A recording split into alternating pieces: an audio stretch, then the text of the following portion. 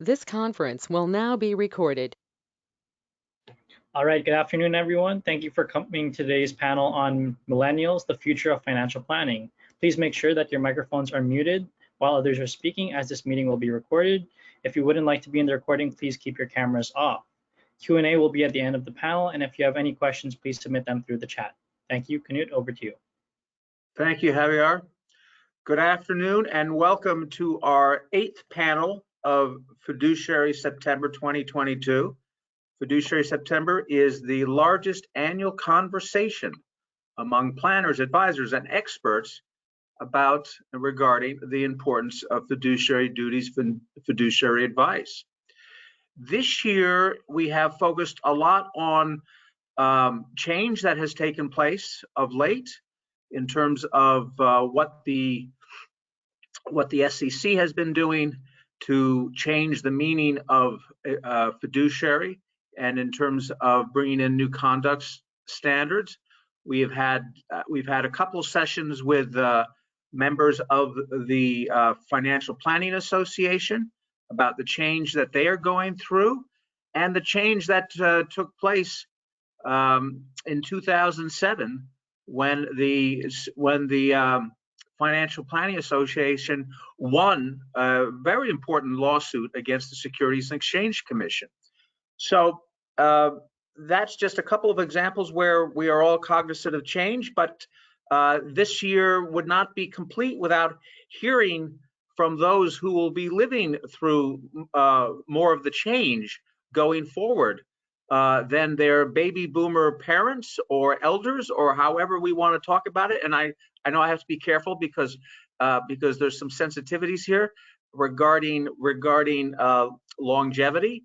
But I am especially delighted to see the panel that, and I've got to confess, I had very little to do with bringing this together, and I have to thank one of our members, Anne Marie, who reached out. And when I said I was looking for millennials, I didn't say, and I want the audience to know, I didn't say I want millennial women. I just said I want millennials. And look what we have. And so Dan, who is visiting us from England this afternoon, has the benefit of the wisdom of the millennial women that we have been lucky enough to have this afternoon. But I want to make that point. And so I think that speaks even more loudly. So today what we're going to do is we're going to hear from 5 millennials. 4 of them are financial planners. 1 works in the financial planning realm, and Dan will speak for himself. And we will be the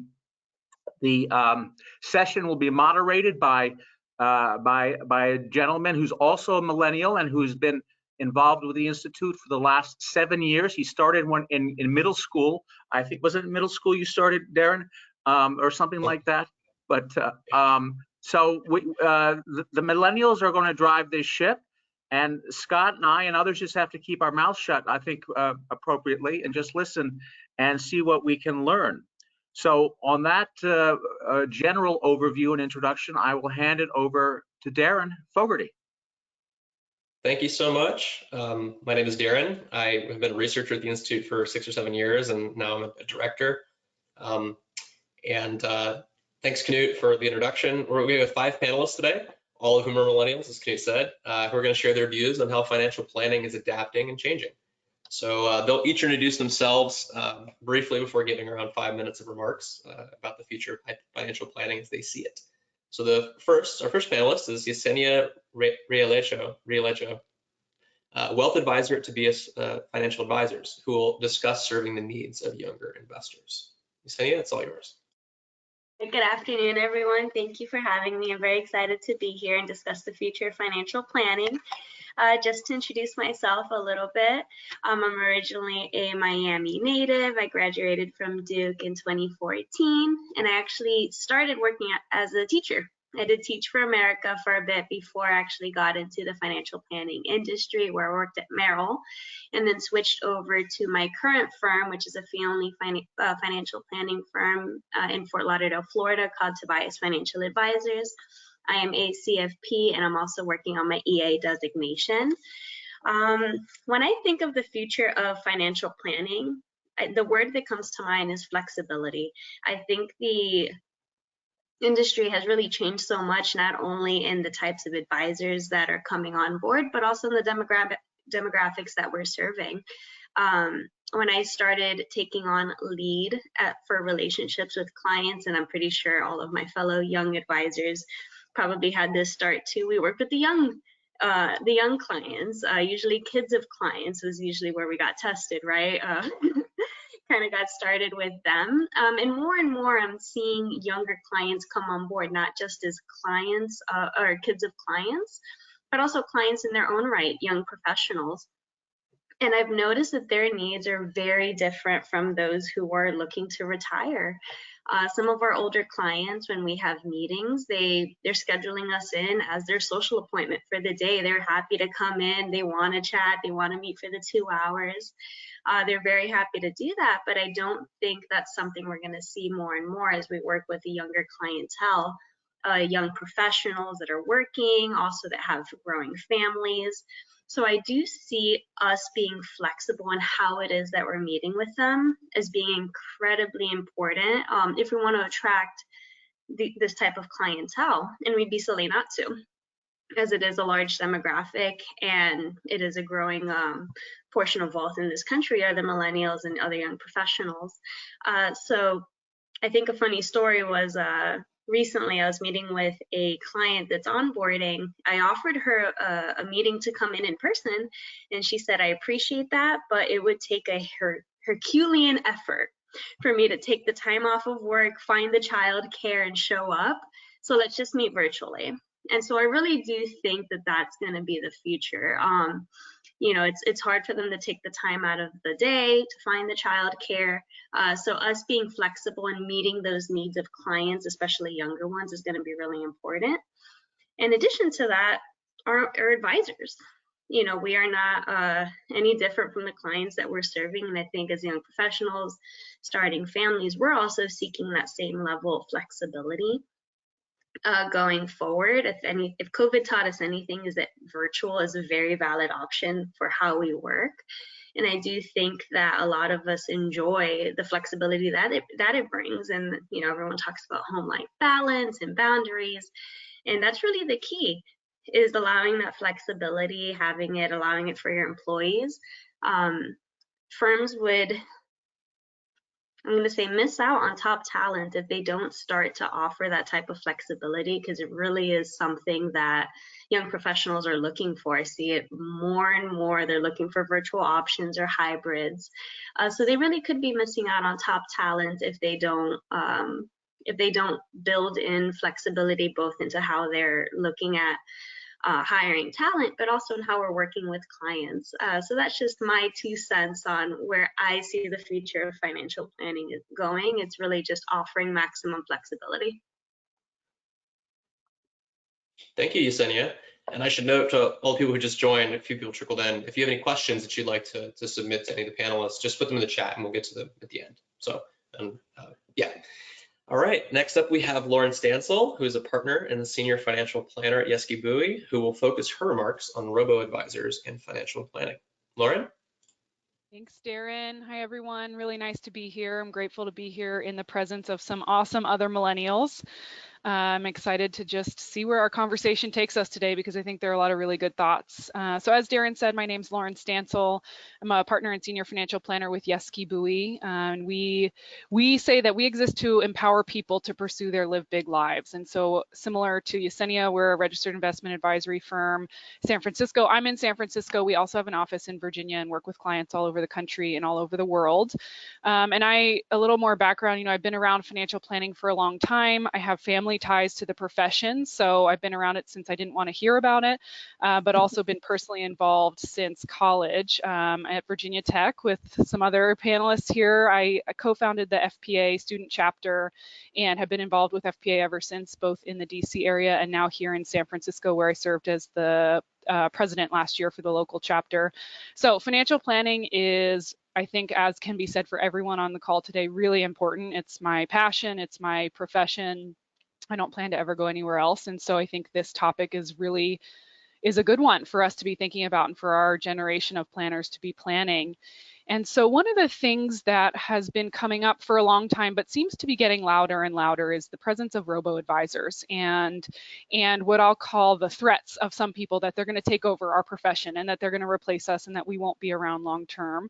And I very strongly disagree. I think it's a myth that the robo-advisors could take over anything of what we do. Well, I won't say anything. They do serve a purpose and they can be really beneficial to a certain piece of the financial planning process.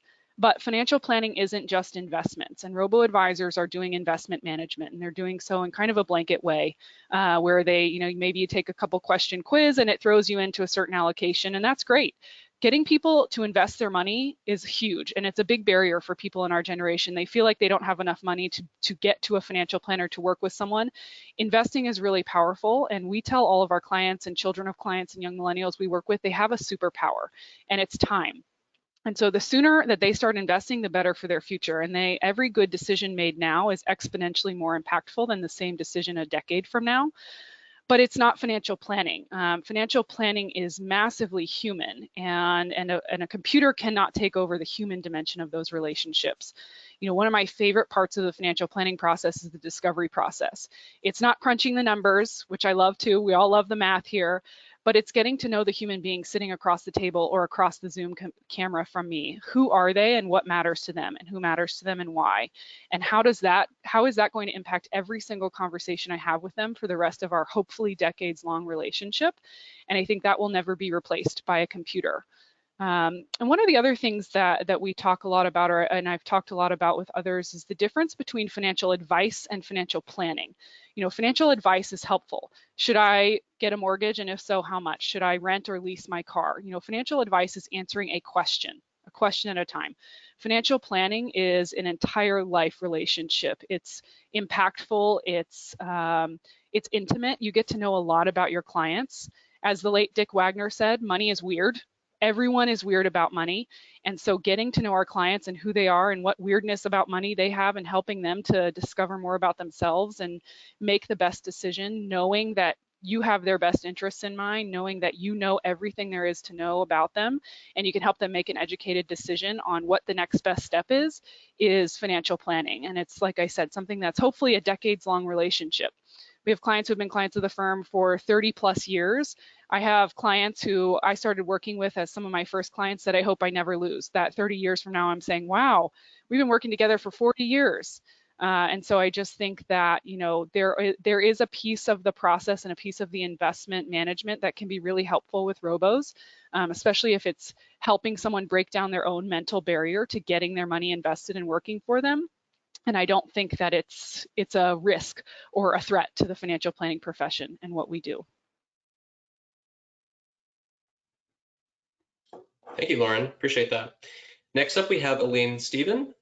She's an associate wealth advisor at Regent Atlantic, who will share how financial planners are perceived and can connect with young people. Eileen, sorry. Thank you, Darren. I'm so excited to be here, and thank you for inviting me to speak to this wonderful audience. And thank you to Knut, the Institute, and Darren for organizing all of this. So my name's Eileen. I've been working in the industry for about 8 years. I started at a great firm down south, and then I moved to my current firm, Regent Atlantic, about 3 years ago.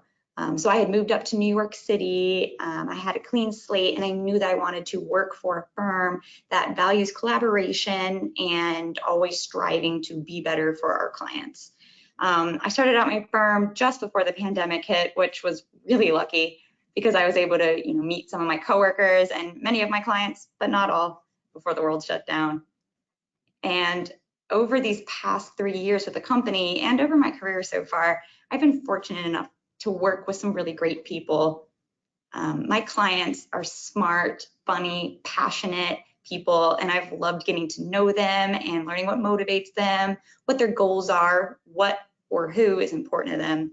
So the relationships are really what motivates me to be in this field. And, I hadn't planned to share it before, but, a story that really exemplifies like why I love this so much. This happened this past weekend when I was able to sit down with my father-in-law and help him develop his own financial plan. And this is a man who's worked hard his entire life, and he's currently working 2 jobs. So just being able to sit down with him like at his kitchen table, put all the pieces together, and be able to reassure him that yes, he can retire and he can maintain the standard of living, and just seeing the relief on his face and knowing what this means, it's really why I do this and why I bet we all do. And as I was preparing for this panel, I was thinking about what I wanted you all to take away. There's so many strides that we as family financial planners have made over the years, and there's a lot more in motion today that I think is really going to change our profession, how we're viewed, how we service clients, and what they can expect from us in the future. And so the 3 things that I really want you to take away today are accessibility, responsibility, and empathy. I believe that we have to make financial planning accessible, and we need to promote financial literacy across our communities.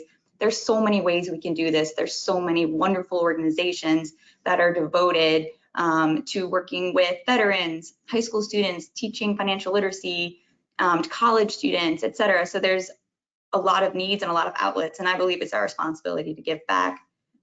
We also have a responsibility to our clients. As fee-only planners, we're committed to a strong fiduciary standard. And lastly, when our clients come to us as fee-only advisors, we're not product focused, we lead with listening.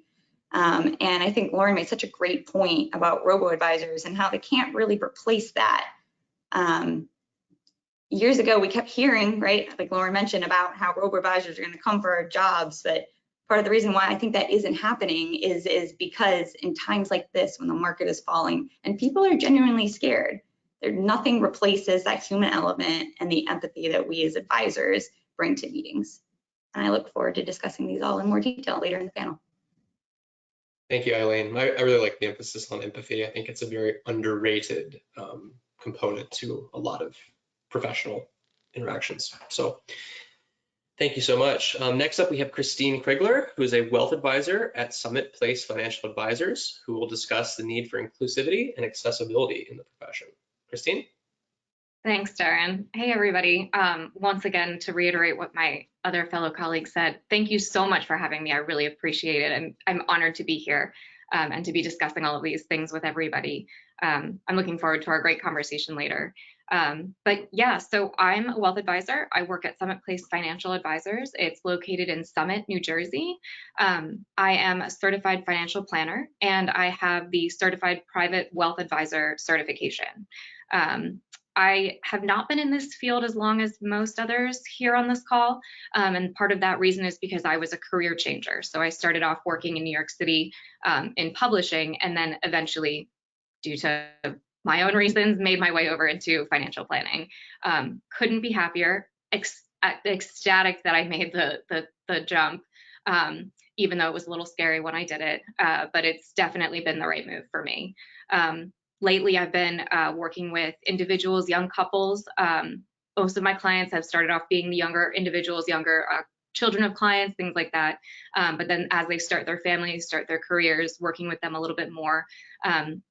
We're also working with couples growing their assets while they're raising their families, and then grandparents, to say the least, or just elderly couples focusing on either their legacies, passing that down, their family's well-being, that kind of thing. So kind of across the board, which has been nice. And I like working with every individual that I've come across so far. Like Eileen said before, it really is about the relationship. And I find that so much more rewarding than selling someone something any day of the week. So yeah, that's been pretty great. But what I wanted to talk about is the ongoing need for inclusivity and availability, which is also kind of what Eileen was talking about a little bit before, because it does go into some of the other topics that we've had here. I truly believe, and I feel like I experienced this myself, that not everyone knows about financial planning. They don't know about this profession. They don't know what it means. And if they do hear about it, it's got a stigma as to it's something that only higher net worth individuals need or can use or can benefit from. And that is not the case at all.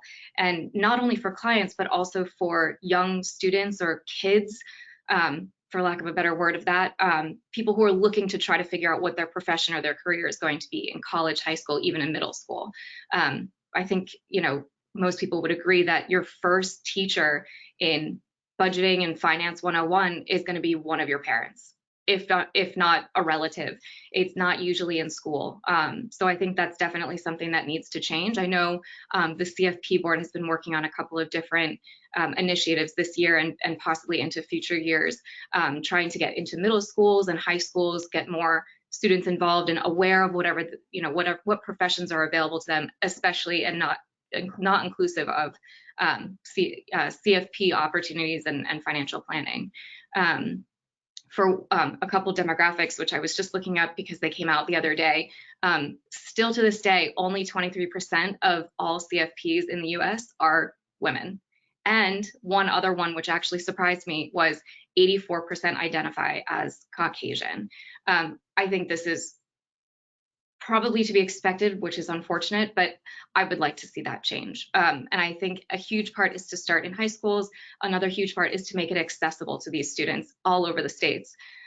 There's not a lot of actual, colleges, universities who offer either a path to get your CFP or a way to, learn how to take that exam or whatever. And there's not any actual programs that give you an idea of how to become a CFP or how to be a financial planner or even what that means. So I think this is something that people and institutions are starting to acknowledge. But I do think it's going to take a while before we can really get this up and running. Thanks so much, Christine. And lastly, we have our guy from the UK, Dan Graham, Head of Community Experience and Marketing at Next Gen Planners, who will share some ideas on how financial planners can market their unique message in today's world. Thanks, Darren. Again, I'm going to echo what everyone else has said and say a big thank you to Knut and everyone as well. I feel like an absolute fraud following those guys. How on earth do you follow people like them? Ridiculous. So yeah, my name's Dan. I'm the Head of Community Experience here at Next Gen Planners, which is a financial planning community over here in the UK. We're currently about 800 now in the community, and all of those are amazing financial planners just like you guys. Everything that you've talked about there, those guys are doing in the UK as well, so it's nice to have that synergy. And I just want to clarify something as well. I'm not the future of financial planning. You guys are, and the people who'll be watching this are. I'm a marketer, so I don't want to come across as a fraud in that sense either. It's you guys that will take us forward. So what I want to talk about is social media, and I don't think we could talk about clients of the future without talking about social media really, and where our profession is going. I know it's a bit dull to talk about it, and I know that when I say social media, a lot of people cringe because they hate it so much, but if we want to communicate with the clients of the future, I think we all agree we're going to have to get used to it at some point. And I've only got 5 minutes and everyone else was so punctual, so I'm just going to break it down to 2 things that I think will change in the future. And the first of those is the message, so the future message of what we're going to be telling clients of the future and what they want. So I don't think the generations have changed that much in terms of the message that they want to hear. I still think they want to see you be a real, authentic, interesting person that they should listen to. I think all generations want that, but certainly with an attention, I don't want to say deficited, but certainly with a lower attention span future generation coming up, you definitely need to get to that point quicker of showing why you're interested. So in my opinion, I don't think they need another blog or an article or anything like that about the stock market or about product or investments or life insurance or anything like that. And it's reassuring to hear you guys say that you don't talk about that stuff with your clients anyways. But they definitely don't need that, because they can just go on Google and they can find all this stuff out anyways. What they want from you is they want to hear how you are going to understand what they're going through, understand what they want to do with their lives, and you can communicate that on social media in an interesting way. So that's what's definitely going to change. I know that you guys are all based around this kind of fixed fee thing, And it's nice to hear, because in the UK we're still catching up with you on that. But I don't think that clients really see that as a factor to listen to either. I think they want to know how much your fees are, but I don't think they find that valuable. I think you should be clear and transparent with your fees, but I think probably focus on the cool stuff more. So who they are, what they want to do with their lives, and what they want to achieve as well, and how you can help them get there. So also with the message, our brain is wired, and I think, well, everyone's brains are wired to weed out stuff that isn't going to help us to survive. So that's why nowadays, when you scroll through social media, your brain is just going bam, bam, bam, flying everything out, saying that's not interesting, that's not going to help me survive. And if you want to stand out, obviously you're going to have to stop them in their tracks and say, you need this in order to survive. And it's getting harder because there's so much out there now. But again, I do believe that you guys can do that. So number 2 is the future formats of things. And I think the way that people listen to us has definitely changed, and definitely our profession as well.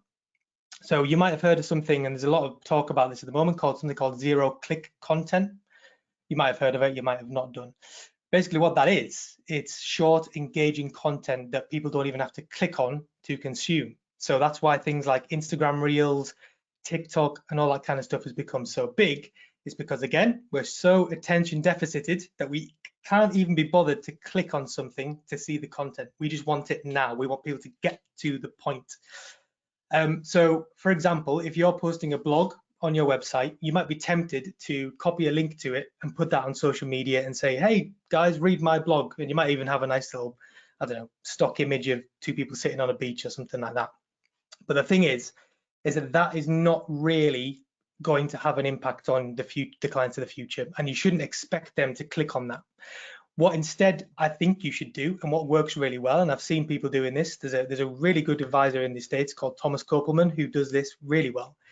He breaks down his blog posts and stuff like that into 200-word posts of the 3 main points from his blogs, or a 90-second video or something like that. And that's the stuff that gets engagement. It's the stuff where you don't have to go anywhere else. It's right in front of your eyes as you're scrolling. And that's what gets engagement, shares, comments, follows, everything that you guys want. And that is the stuff that's going to leave an influence on the clients of the future as well.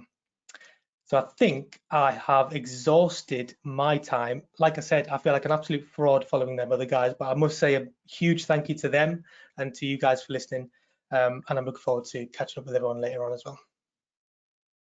Thanks, Dan. I think you just crested the 5 minutes. That's what my stopwatch says. I think you're good. Okay, well, we don't have any questions in the Q&A yet, which is okay. If you do have one, or if one comes up based on the questions that we're going to talk about, then please shoot them in there, and I'll get yours next. I guess the first question, and I'm not exactly sure who to pose it to, so I'll just pick somebody. I was going to do the other one first, but because of what Dan said about fee only not really being, in his view, really all that important going forward, I guess I'll pose it to Lauren. How are the topics of fiduciary and fee only perceived among younger investors, broadly defined? Is there a difference generationally in how direct fees and client loyalty are handled? Yeah, so I'll start with you, and then other people can chime in as well. Sure. So I think the answer is probably different depending whether we're talking about financial planners in the profession versus our clients in the public. I think for us as financial planners in this profession, the fee only piece and the fiduciary standard is really important to everyone. One of the things I've been thinking about is the pioneers of this profession, the people that we're all working for and with, and the people who have been our mentors and we've seen kind of help us grow up in this profession and learn what the heck we're doing and why we're here and how to do it all. They have, like I said, they've built this profession. They've had to be really loud about what is important to them and what they see as really the fiduciary standard and fee only and what that means. And I think our generation also feels everyone, maybe it's anecdotal evidence, but what I'm hearing from others I know in the profession and being at conferences and being involved in the next generation of planners is that fiduciary standard is extremely important. I just don't think we're quite as loud yet, because we haven't had to be, because we've been able to follow along these pioneers of the profession who've been forced to be so loud as they're creating something new and forging a new path. But everyone I'm talking to and seeing, it is really important. And I think part of it goes to, I believe, what Eileen was sharing and how the public sees us, and knowing that, people talk about financial planners and think salespeople. And they think, we're out to get a commission or to sell something, and that's all that matters. And that's not what this profession is at all. And so being loud about that and being really clear on the fiduciary standard and how we are working with our clients, I think for people in the profession is really important. And I think for the public, it's not there yet. And I think that's part of our gap to bridge and figure out and show people in the public, maybe not forcing it down their throats as why we're better than someone else or what makes us different, but just what the differences are and why that, why fiduciary matters. Regardless of how you charge, why does fiduciary matter? Why do you need to work with a fiduciary advisor? That makes Darren, sense. I'd love to piggyback on that if that's okay. Yeah, for sure. Absolutely. So Lauren, I absolutely love what you said. Yes, I agree that it's incredibly important. And I actually see more and more clients coming in asking those types of questions. Are you a CFP? Are you a fiduciary? I'm seeing it more and more amongst older clients, and it may be that they had that bad brokerage experience. Maybe they were burned by commissions. So they're more likely to ask about it. I've actually noticed that younger clients don't tend to ask more. They've already done the research. They know whether you are or not because they've looked at your website. But perhaps it's more taken for granted as being more the standard. And I hope that's true amongst the younger clients, that this is the standard. This is what a financial advisor should be. They should be a fiduciary. They should have their CFP and proper qualifications. So I'm surprised I don't see it as much with the younger clients, and perhaps that's the reason. They haven't been burned in the past by the alternative, so it's something that they don't feel compelled to bring up as much. So maybe this is me just being very optimistic, but I am hoping we're trending in that direction where we are becoming the standard. That's great. Anyone else have a comment about that? So sorry guys, yeah, I would just agree with what you both saying now. I think especially what you were saying, Yesenia, I think it's like a hygiene factor almost with the clients of the future. They almost expect it because they don't know about the days of commission. They don't know about the awful, I'm going to say awful, but some of the less ethical practices that their ancestors have gone through to get to this point today. And you're exactly right as well about it being on your website. I think probably they'll just expect it to be there of how much you charge. I don't think it's like a pitting it to. I don't think you'll win a vanity contest by being fixed fee or fee only, for instance. In the most part, certainly not with the clients of the future, because they will almost expect that anyways. So the battle has already been won before you even start. Okay, I have a question from somebody in the audience, so I'm going to put it to Christine first, and then Eileen, you can get in there too, so we can get a even distribution. Question is, have any of you seen commonalities in what moves millennials to action? Excuse me, what moves millennials to action in planning? So somebody mentions about empathy in the relationship, but very difficult to convey that importance to prospects in general. So yeah, perfect for Eileen to respond to this, but I'll let Christine go first. Sure. So talking about clients, I assume, yeah, their parents get them involved. Honest to God, if they're younger, that's most often what I see. The parents say, we've been working with you for X number of years. You've been, great. We love our relationship. We recommend you to our friends, our family, but et cetera, et cetera. Will you please teach my son how to budget? Will you please show my daughter, or help her get her first job, or figure out what her benefits should be, or what a 401k is, et cetera. So 9 times out of 10, I would say it comes from above, from the parents. Otherwise, I'm not seeing it very often. I have friends, individuals, when I go to networking events or just go out and talk to people, who will come to me and ask what I do, and then start asking questions from there. But then the response nearly always is, oh, I couldn't afford that. I could never afford you. I'm not there yet.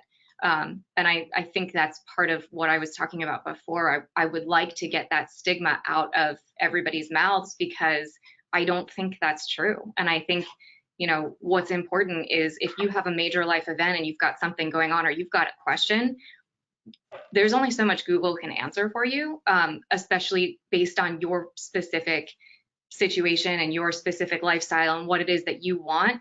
You know, talking to a real human, it can be beneficial to anybody. That's great. Eileen, what about the difficulty of conveying empathy in the relationship? How do you see that? I think first I'll start by echoing what Christine said. I do see a lot of my younger clients coming in through their parents. And there are certainly some firms who are doing a great job at marketing themselves as, you know, being available for you right now. Because I think right now it comes down to recognition. There's certainly people who decide for a variety of reasons, usually that they don't have the skill or the time or the energy to manage their own finances. But, you know, the typical client that we have seen in the past coming in has been waiting for a major transition, such as, you know, a spouse's death or retirement or selling a business or something huge like that to really motivate them to come in. I think most people are still viewing it as a one day I'll work with an advisor, but not now. And if you press them, like Lauren was saying earlier, I think it's because they say, I don't have enough money. So I think, again, we need to work on that accessibility and education about how we can work with you now, why it's a good idea for you to work with someone now. I think in my experience, you know, just having that conversation really helps, you know, the client, the younger client say, oh, wow, I didn't realize that you could help me with that. For example, oh, I didn't know you could help me figure out what health insurance to pick through my employer. That's always a really stressful time. Or I didn't know you would help me allocate my retirement plan at work. Or, oh, I have stock options and I have no idea what that means. I didn't know you could help me with that. So in a convoluted way, I think first we need to get in there. We need to get these conversations started. So that all comes back to teaching clients how we can work with them and accessibility. Yeah, maybe the empathy component does shine through really well when someone like, I help people out with their benefit choices too, because I work for an employee benefits company and it's pretty easy for me. It's sort of like, okay, this is probably the right plan for you, but they don't want to even touch it. And so it's really low hanging fruit for showing empathy and being like, yeah, I get that it's stressful for people like you who don't like think about it all day. That makes sense. Okay, so I'll put this one to Yesenia first. It's so funny to me that you both said about like your parents, the ones that get you in, because like it reminds me of how I didn't have a credit card until I was like 25 years old. Like I didn't even open a credit card account until a year before I was looking for a house. And I'm like, how can I have been so stupid? You know, like, and it was just because my parents like never pushed me over the edge and said, yeah, you should get one when you turn 18 or 19. Like use it responsibly, but you need to start building your credit. And so the question I want to put to you, Yesenia, first is, as a young person myself, it's difficult to know when it's a good time to solicit advice from a financial planner. So when is a good time? Is there like a big, like a trigger, like a life event that you would say, I guess there could be multiple junctures, like, oh yeah, you're gonna be like going to college. Okay, you really should be talking with somebody. That's really important. Like, and there could be multiple answers, but how do you think about that? Well, I think that the transitions are easy to understand because there's a life event.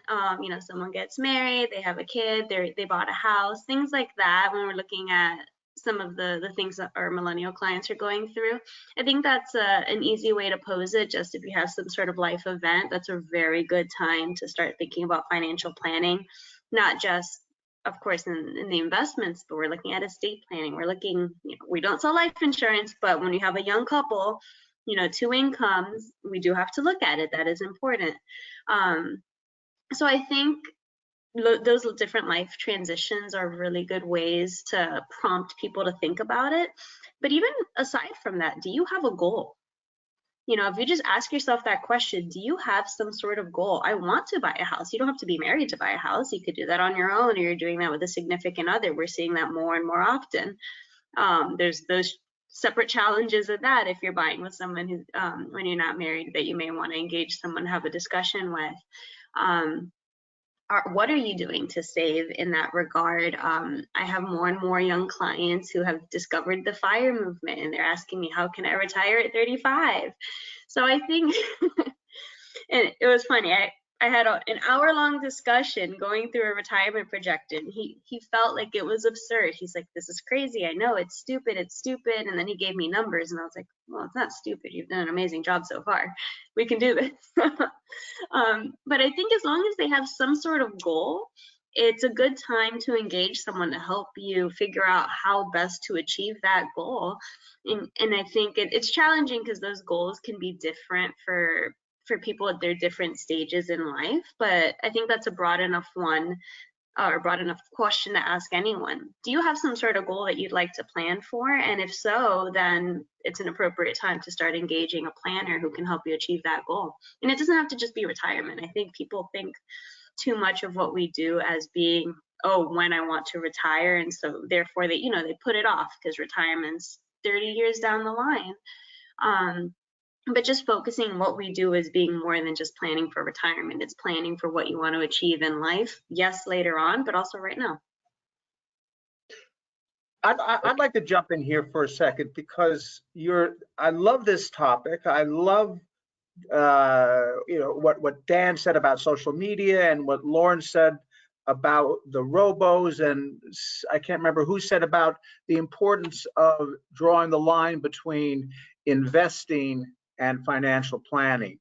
I mean, that all makes great sense to me now, but I want to tilt the picture just slightly and get your impressions on the importance or lack of importance of what we see in the marketplace. And Dan came the closest to sort of getting there, I think, in terms of the avalanche of people out there, mostly on social media, who are giving their opinions about almost anything under the sun and making it easier, particularly for millennials, to take whether it's $1,000 or $10,000 they've got somewhere and throw it somewhere. And I throw it somewhere. Maybe I'm not being, I may be a little unfair, but I think about Robinhood, and I think about what we saw in Robinhood.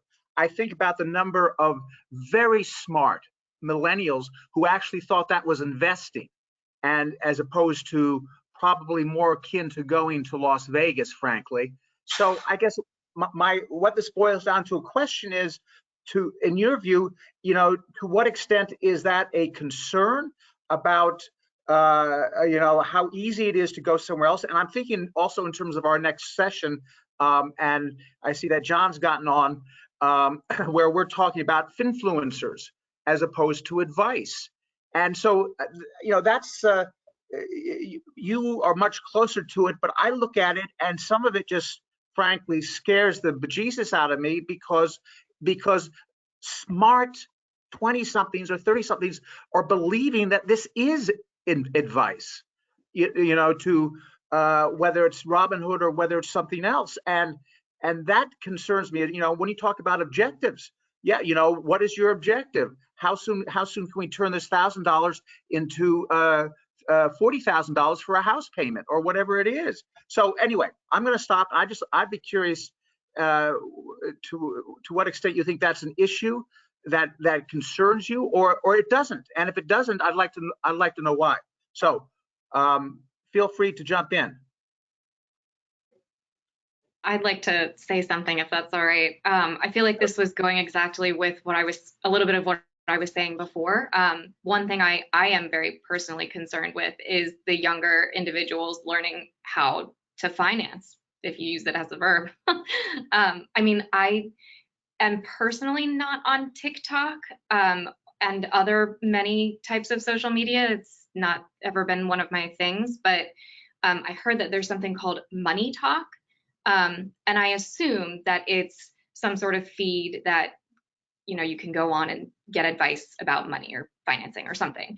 And things like that does concern me, because what Dan was saying earlier, that's what drives audience and what drives clicks and views and all of that. And that's where people are going for their advice. But if you have a person who's not qualified providing that opinion or that advice, then what exactly is that person taking, that then viewer taking from that quote unquote advice or opinion? So I think it's important to have this start in schools, or start with parents, or it does start with parents now, but at a younger age, this is what's important. This is what a fiduciary is. this is, good advice, this is bad advice, this is what investing means. It's possible to go to invest $1,000 and make $10,000 in a year.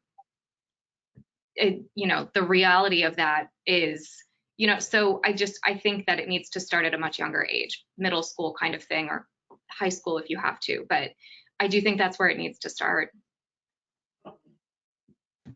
Other views? Yeah, I would just, I am concerned by it. I do think there's some good stuff on there. I do think there's definitely some good stuff. I think it also comes into when I was talking before about like the fact that this generation, the future generations want everything now. How often have we told our clients that investing should be boring? Telling that to the future generations, we have to think of a different way to say that, because they don't like boring. They can't sit with their own silence anymore for 5 minutes. So they don't like stuff that doesn't attract them straight away. And I think that comes into it, Knut, about why they listen to these people, is because it is interesting and it does sound amazing. And I think maybe this is like a bit of a call to arms. Maybe we need a call to arms, because personally in our community here in the UK, we've got like, I can think of like maybe 10 people at the moment who are actively fighting against this stuff on social media. So they're literally creating their own accounts where they just have a no BS approach to this. They snip a bit of whatever someone was saying about investing and just say, no, that's total bollocks. It doesn't make sense. It's not true. This is how you actually do investing. And I think, no one else is going to do that for us. We need to be the people who are going to do that. You're the ones, I say we as well, by the way, you are the ones who know all about this kind of stuff. So maybe it's a call to arms. Maybe it's something that we not only should do to get an audience and grow our influence, but it's also maybe from a moral thing, an ethical thing of trying to fight the bad advice that's out there as well. But it's a mixture. There is lots of bad stuff. I do think there is some good stuff, and some of it is from great financial planners like you guys as well. I'm going to commandeer this ship for 30 seconds before someone else can get in. One of the things that I think about sometimes with this is that, because I see a lot of it as well, like on Reels, like Instagram Reels and stuff, it's very intriguing to me. I don't really listen to much of it. I'm reminded of like someone once said to me, like, there are very few things that are either true or false. It's more about understanding like when is something true and at what point does it become untrue, and sort of being able to play with things like in a very plasticity kind of way. And I think like there isn't a lot of that nuance like in a short clip video form. Like if it's not done well, if it's not done like put a lot of thought into it, and so it's just a clip. It's just a clip of one person saying something at one point that may have been true for them in a very narrow sense, and it's innately deceiving. And I'm not exactly sure how much can be done to combat that. So that's just something I'm thinking of as you guys are talking about it. Anyone else want to jump in? I'll just add quickly, I think that it is scary, because when everyone has a platform, everyone sounds like an expert. I think that's what everyone's saying. It's not new. It's the Gen Z Susie Orman. I mean, it has existed, but when there are only 3 people with a platform on TV, it's very different and very easy to manage. And now there are thousands of Susie Ormans out there who think that they're the experts and they've got the next get rich quick scheme. And I think it is that instant gratification that is going to cause the downfall of a lot of people. And so I think, as everyone's been saying, it's education. It's financial literacy education. It needs to be mandated in, I would say, as far back as elementary school. And I think it's also some of the stuff that the Institute has been having additional webinars on, I believe, just about, the fiduciary standard and the awareness. So the CFP board continues to work on the awareness campaign so people actually understand what a CFP is and why that matters, and the terminology of financial planner or financial advisor and who can use it and when. I think there's a lot of education for the public that needs to be done, because like I was saying, instead of fighting three platforms, 3 Susie Ormans, we're fighting thousands of them and hundreds more every day, finding their expert voice on TikTok or Instagram. But Lauren, you hit it on the head when you said it's not new, because when I look at some of this stuff that I see out there, I'm remembering some of the descriptions of 1929, talk about something that's not new in terms of the psychology of the marketplace and what was happening in terms of what had it blow out of control. And there are some parallels there, and John may have a view on that he wants to share in the next session. But you know, yes, it's more instantaneous now, but in a sense, in terms of human history, and I don't think you've got to go back centuries. You can just go back to the 1920s and see some of the same things that we see today, except the technology was obviously a lot different, but it's some of the same psychology. Anyway, okay, Yeah. okay, Darren. Sorry. And Knut, I'm jumping in here. I got on early. I didn't realize you had another session leading into ours. But I do. So I came into this conversation a little late, but I do want to let folks know I'm with a regulator. I'm with the state regulator in North Carolina, the securities regulator. And part of what I do, my job mainly has been to go out and try to do this kind of education. And I think what I have discovered, I've been doing this for 17 years now. I've done over 1,000, presentations statewide. Is that people are looking for simplicity, and that what people don't understand is the legal nuances behind our regulatory framework with regard to investing. People don't realize when they walk into a financial institution that the person sitting across from them might be wearing 3 hats. They might be a securities broker, they might be an investment advisor, they might be an insurance salesman, and they may be wearing all 3 hats at the same time, and their responsibility to the client will depend on what information is being transacted in that moment. And so, but people don't understand that. They go in, they see their guy or their gal, and they think that that person automatically has their best interests at heart. And they don't understand these legal nuances. And people are looking for quick, easy answers. And,